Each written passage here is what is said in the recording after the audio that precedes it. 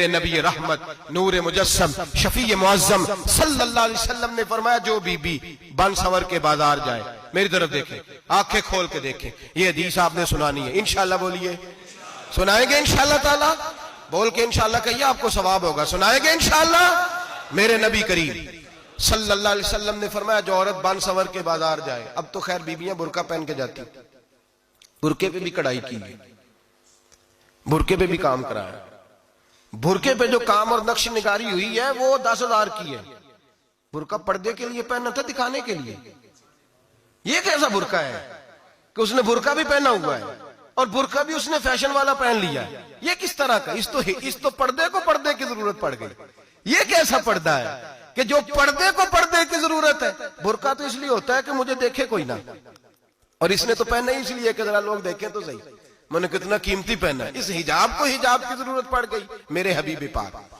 علیہ السلام نے فرمایا بلا ضرورت، عورت کو اجازت ہے بیمار ہو تو ڈاکٹر کے پاس جائے، عورت کو اجازت ہے ضرورت پڑ جائے گھر میں سودا سلف نہ آتا ہو تو لینے چلی جائے، عورت کو اجازت ہے اگر گواہی کی ضرورت پڑ جائے تو پردہ کر کے قاضی عدالت کے پاس گواہی دینے جائے، عورت کو اجازت ہے حج پہ جائے، عورت کو اجازت ہے عمرے پہ جائے، عورت کو اجازت ہے کہ اگر کسی وقت جہاد کے لیے عورتوں کی ضرورت پڑ گئی تو حضرت فاطمہ اور جناب عائشہ کی سنت ادا کرے، جہاد کو جائے۔ لیکن اگر عورت موج کرنے جائے اور روز کہے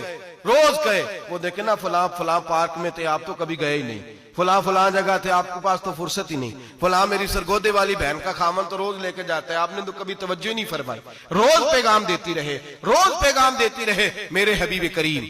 سید عالم صلی اللہ علیہ وسلم نے فرمایا جو بی بی بن سور کے بلا ضرورت بازار جائے، نبی پاک علیہ السلام نے فرمایا ایک قدم وہ اٹھائے گی تو اس پر اللہ کی لعنت برسے گی، فرشتوں کی لعنت برسے گی، زمین والے لعنت برسائیں گے، آسمان والے لعنت برسائیں گے۔ اور میرے حبیب بولے تو فرمایا جب اللہ کی لعنت برسے گی تو میں بھی اس بی بی پہ لعنت ہی کروں گا جو بی بی بن سور کے جائے۔ اور آگے سن لیں، میرے حبیب نے فرمایا اگر اس کا خامد راضی ہو اس کے بن سور کے بازار جانے پہ، آپ ناراض ہو جائیں، اللہ کرے اس بات پہ ہو ہی جائیں اور اللہ کرے بدل جائے نظام، جو خامد خود میک اپ کرا کے تیار کرا کے پارٹی میں لے کر کے جائے، جو سامنے والی فرنٹ سیٹ پہ خود بغیر نقاب کے اس کو بٹھائے، جو موٹر سائیکل کی پشت پہ خود تیار کرا کے بٹھائے، اور جو خود کہے تو چلی جانا جا، تو شادی بھی تو دیکھا، فلاں کام بھی تو کرا، میں آزاد ہوں۔ میرے حبیب نے فرمایا جس کی بیوی بن سور کے جائے، جس کی بیوی میک اپ کر کے جائے، چیلم پہ بھی بیوٹی پارلر سے ہو کے جاتی ہے، جس کی بیوی بن سور کے نکلے وہ راضی ہو، وہ خوش ہو۔ بعض ایسے منع کرتے ہیں، ناراض ہوتے ہیں، وہ گناہ صرف عورت کے ذمے ہے، لیکن اگر عورت بن سور کے نکل رہی ہے اور خامد راضی ہے، وہ کہتا ہے ہاں ہم ماڈرن ہیں، ہم جدید دور کے ہیں، ہاں جدت اسی کا نام ہے، ہاں پھر لوگوں کو پتا کیسے چلے گا ہمارے پاس پیسے ہیں، کیسے پتا چلے گا کہ 3 گاڑیاں ابا جی کے پاس ہے، ایک بیٹی کے پاس ہے، ایک بیوی کے پاس ہے، کیسے پتا چلے گا کہ ہم بہت تعلقات والے ہیں، ابا جی فلاں شادی پہ، بیٹی فلاں گھر میں اور بیوی فلاں گھر چلی گئی، ہمارے تعلقات زیادہ ہے اس لیے ہمیں زیادہ جانا پڑتا ہے۔ میرے حبیب کریم علیہ السلام نے فرمایا عورت بن سور کے جائے، خامد راضی ہو، وہ جتنے قدم اٹھائے گی اتنے ہی اپنے خامد کے لیے جہنم میں مکان تعمیر کرے گی۔ فرمایا اس کے خامد کے لیے اتنے مکان دوزخ میں تیار ہو گئے، وہ جلایا جائے گا، وہ تپایا جائے گا، وہ جہنم کی آگ کا ایندھن بنے گا۔ اور میں نے شاید آپ کو درجن بعد حدیث سنائی ہو، میرے کریم رسول نے فرمایا بی بی ایک ہوگی پر 4 آدمیوں کو جہنم میں لے کے جائے گی۔ یا رسول اللہ کس کو؟ فرمایا باپ نے پردے کا نہیں کہا تو باپ بھی دوزخ میں جائے گا، اگر بھائی نے پردے کا نہیں کہا تو وہ بھی دوزخ میں جائے گا، شوہر نے پردہ نہیں کرایا تو وہ بھی جہنم میں جائے گا۔ وہ بیٹا جو کہتا تھا نا 1.25 لاکھ کا موبائل لینا ہے تو اماں نے گھر کے اندر شور ڈال دیا، مجبور کیا خامن کو لے کر کے دیا، اس بیٹے سے پوچھا جائے گا تو ساری ضدیں اماں سے منواتا تھا، یہ تو نے کیوں نہیں کہا پردہ کر لے؟ اور اب تو بی بی ذرا 40 سال کی ہوتی ہے تو کہتے ہیں میری خیر ہے میں بوڑھی ہو گئی ہوں، میری خیر ہے، روٹیاں ساری کھاتی ہوں، باقی سارے کاموں میں جوانوں کی طرح ہوں، پردہ نہیں میں نے کرنا، میری خیر ہے، فلانا تو میرے بیٹے کی طرح۔ ظلم کی حد ہے، ظلم کی حد۔ کزن ایک دوسرے سے ہاتھ ملاتے، کزن، وہ کس مصیبت کا نام ہے؟ کہتے یہ بھائی ہے، او بھائی یہ بھائی ہوتا تو اس سے نکاح ناجائز ہوتا،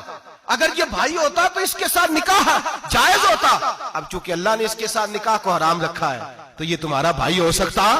میرے رسول کریم صلی اللہ علیہ وسلم نے فرمایا سور نجس العین ہے، کتا بالکل ناپاک نہیں ہوتا، کتا بھیگ جائے تو بعد اوقات ناپاک ہوتا ہے، یا کتے کے منہ سے تھوک نکلے تو ناپاک ہوتی ہے۔ سور نجس العین ہے، پورا ناپاک، خشک بھی ہو تو ناپاک ہے۔ میرے حبیب پاک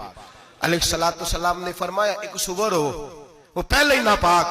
اور دوسرا پھر وہ سور گند میں لپٹا ہوا ہو، غلاظت اس سور کو لگی ہوئی ہو۔ فرمایا ایک تو سور جو نجس العین ہے اور پھر وہ گند میں لپٹ جائے، غلاظت میں بھر جائے، اس کے پورے وجود کو گندگی لگ جائے۔ فرمایا وہ سور گندگی اور غلاظت میں لپٹا ہوا تیرے جسم سے لگ جائے تو اتنا برا نہیں جتنا غیر محرم عورت کا وجود تیرے وجود سے لگ جائے تو برا ہے۔